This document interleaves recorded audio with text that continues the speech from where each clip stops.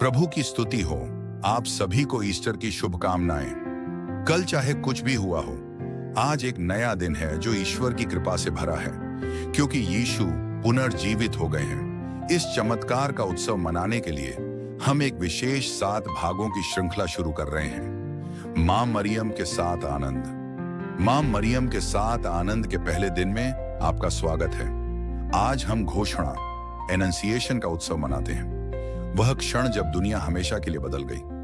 क्या आप जानते हैं कि इतिहास की सबसे महान कहानी शुद्ध और असीम आनंद के एक ही क्षण से शुरू हुई थी? आज हम एक ऐसी यात्रा शुरू कर रहे हैं जो आपकी आत्मा को ऊपर उठाएगी और आपके घर को रोशनी से भर देगी। पहला आनंद नाजरेत के एक शांत कमरे में शुरू हुआ। स्वर्गदूत गैब्रियल एक ऐसा संदेश लेकर आए जिसने इतिहास बदल दिया। उस विनम्र मुस्कान की कल्पना कीजिए जो मां मरियम के चेहरे पर तब खिली थी जब स्वर्गदूत गैब्रियल ने कहा था, आनंद मनाओ हे परम कृपा पात्र। आज आप यह जाने, वही स्वर्गीय आनंद, वही रोशनी। जब मरियम ने ईश्वर को हां कहा था तो हमारे मुक्तिदाता की जो रोशनी दुनिया में आई थी, वही ईश्वरीय कृपा और ईश्वर की रोशनी आज इसी क्षण आपके जीवन में भी उपलब्ध है। प्रार्थना।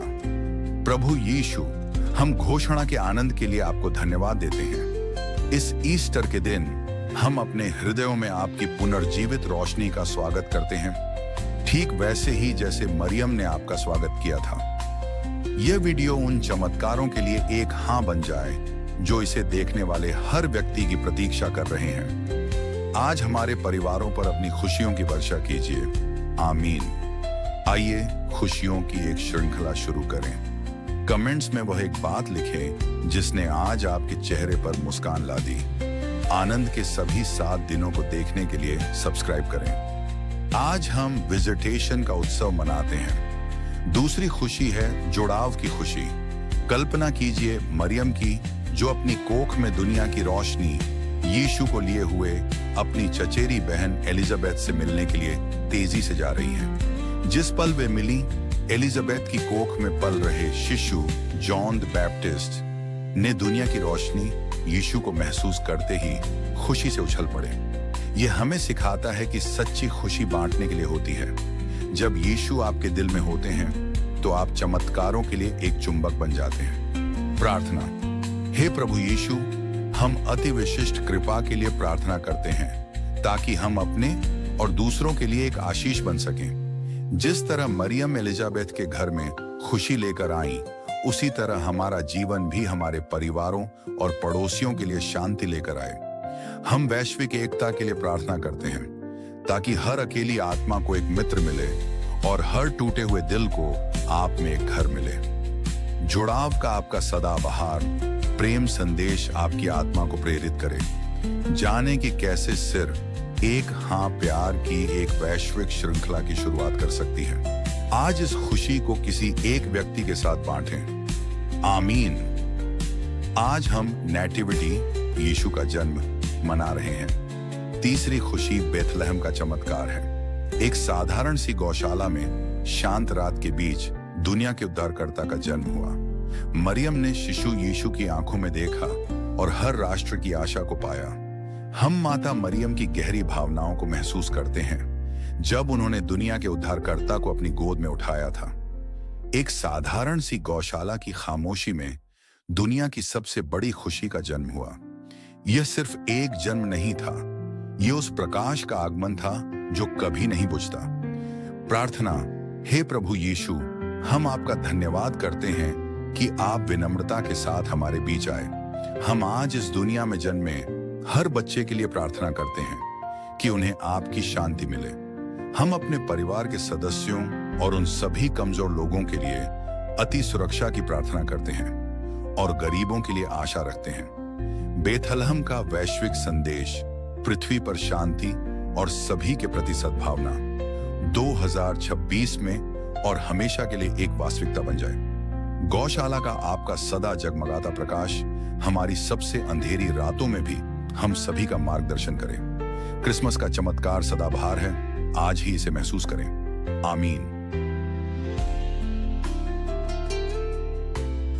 आज हम आराधना 3 राजाओं का आगमन का उत्सव मनाते हैं। चौथा आनंद है प्रकाशन का आनंद। दूर दराज के देशों से आए महान राजाओं ने एक ही तारे का अनुसरण करते हुए रेगिस्तानों को पार किया और मरियम तथा उनके शिशु को खोज निकाला। देखिए यीशु का प्रकाश किस प्रकार पृथ्वी के कोने कोने तक पहुंचा और उसने विश्व के नेताओं को आकर्षित किया कि वे आकर यीशु के चरणों में नतमस्तक हों और उनकी आराधना करें। उन्होंने यह पहचान लिया कि यह नन्हा सा शिशु ही राजाओं का राजा है। मरियम ने देखा कि किस प्रकार सारा संसार यीशु के सामने झुकने लगा। उस तारे का अनुसरण करें और हमारे मुक्तिदाता प्रभु यीशु, जो स्वयं राजाओं के राजा हैं, उनकी उपस्थिति में अपने जीवन का उद्देश्य खोजें। इस प्रकाश को दूसरों के साथ भी बांटें। प्रार्थना। हे प्रभु यीशु, हम भी उन्हीं अज्ञानी पुरुषों, वाइज मैन जैसी तीव्र ललक के साथ आपको खोजते हैं। हमें वह विवेक प्रदान करें जिससे हम आपके प्रकाश का अनुसरण कर सकें, भले ही हमारा मार्ग कितना भी लंबा क्यों ना हो। हम विश्व के नेताओं और प्रभावशाली व्यक्तियों के लिए प्रार्थना करते हैं कि वे सत्य की खोज करें और करुणा के साथ नेतृत्व करें। आपकी अति श्रेष्ठ बुद्धि हमारे राष्ट्रों को सद्भाव और न्याय की ओर अग्रसर करे। प्रत्येक संस्कृति और प्रत्येक भाषा आपके पवित्र नाम में अपना सच्चा आनंद प्राप्त करे। उस तारे का अनुसरण करें। आमीन। आज हम मंदिर में यीशु के मिलने का उत्सव मनाते हैं। यह वीडियो उन सभी लोगों के लिए है जो खुद को खोया हुआ या अकेला महसूस कर रहे हैं। 5वां आनंद है फिर से मिल जाने का सुकून। 3 दिनों की बेचैन कर देने वाली खोज के बाद मरियम को मंदिर में यीशु मिल गए। उन्होंने देखा कि यीशु दिव्य ज्ञान के साथ शिक्षा दे रहे थे। सारा डर छूमंतर हो गया और उसकी जगह एक ऐसे आनंद ने ले ली जिसे केवल एक माँ ही महसूस कर सकती है। यह हमें याद दिलाता है कि भले ही हम खुद को खोया हुआ महसूस करें, यीशु हमेशा वहीं होते हैं जहां उन्हें होना चाहिए, यानी हमारा इंतजार करते हुए।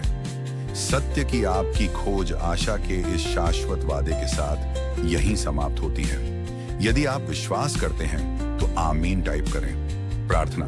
हे प्रभु यीशु, जब हम भटक जाएं तो हमें ढूंढ निकालें। जब दुनिया के शोर शराबे से हम भ्रमित हो जाएं तो हमें वापस अपनी शांति की ओर ले चलें। हम उन लोगों के लिए प्रार्थना करते हैं जो इस डिजिटल युग में जीवन के अर्थ की तलाश कर रहे हैं। उन्हें आपकी उपस्थिति का अति उत्तम सुकून प्राप्त हो, आपका शाश्वत सत्य हर हृदय में पाया जाए और उन सभी लोगों के लिए एक वैश्विक घर वापसी का माध्यम बने जो खोए हुए हैं। आमीन। आज हम सबसे बड़ी जीत का जश्न मना रहे हैं। मैरी का छठा आनंद, यीशु मसीह का पुनरुत्थान, यीशु का प्रेरितों और संत फॉस्टिना को दर्शन देना। पुनरुत्थान के एक हफ्ते बाद यीशु पूरी दुनिया के लिए एक संदेश लेकर वापस आते हैं। हे यीशु, मुझे तुझ पर भरोसा है। यही है ईश्वरीय दया, अनुग्रह का वह अति विशाल सागर जो हर डर और हर पाप को धो डालता है। कल्पना कीजिए उस अति विशाल आनंद की जो एक माँ को अपने बेटे को मृत्यु पर हमेशा के लिए विजय पाते देखकर होता है। यही हमारे विश्वास की धड़कन है। हर संघर्ष पर जीत की एक सदाबहार कहानी। क्रूस का दुख पुनरुत्थान की महिमा में समा गया, मृत्यु हार गई और अनंत जीवन का वादा हमेशा के लिए पक्का हो गया। यही हमारी शक्ति का अति विशाल स्रोत है। यदि आप अनंत जीवन के वादे पर विश्वास करते हैं तो आमीन कमेंट करें। प्रार्थना। हे पुनर्जीवित प्रभु यीशु, हम अपने जीवन में तेरी जीत का दावा करते हैं। हम बीमारों, शोकाकुल लोगों और उन लोगों के लिए प्रार्थना करते हैं जो असंभव परिस्थितियों का सामना कर रहे हैं। हमारे वैश्विक संघर्षों को पुनरुत्थान की कहानियों में बदल दे। तेरी सदाबहार शक्ति हमारे राष्ट्रों और परिवारों को चंगा करे और हमारी आशा को फिर से जगाए। हे प्रभु यीशु, दया के राजा, आज हम पूरी दुनिया को तेरे अनुग्रह में समर्पित करते हैं। मैरी के हृदय से लेकर सभी राष्ट्रों के हृदयों तक तेरी दया वैश्विक शांति लेकर आए।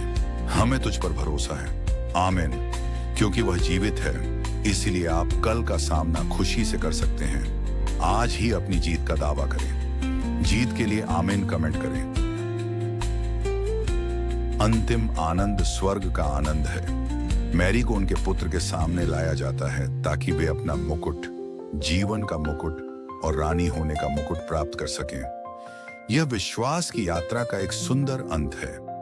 यह हमें याद दिलाता है कि पृथ्वी पर हमारी मुश्किलें अस्थायी हैं, लेकिन ईश्वर में हमारा आनंद शाश्वत है। हम महिमा, शांति और स्वर्गीय घर के लिए बने हैं। सातवां आनंद एक अत्यंत विशेष याद दिलाता है कि हमारी यात्रा का एक शानदार मंजिल है। प्रार्थना। प्रभु यीशु, महिमा के राजा, हम अपनी नजरें अंतिम रेखा पर टिकाते हैं। हम विश्व शांति के लिए प्रार्थना करते हैं जो सदा बनी रहे। हमारे दैनिक जीवन में विश्वास के साथ हमारा मार्गदर्शन करें जब तक कि हम सब आपके राज्य में न मिल जाएं। अपनी माता के उपहार और अपने शाश्वत प्रेम के लिए आपका धन्यवाद। यही हमारी सदा बहार आशा है। प्रकाश में मिलते हैं। यदि आप इस स्वर्गीय प्रकाश की कामना करते हैं तो आमेन आमेन कमेंट करें।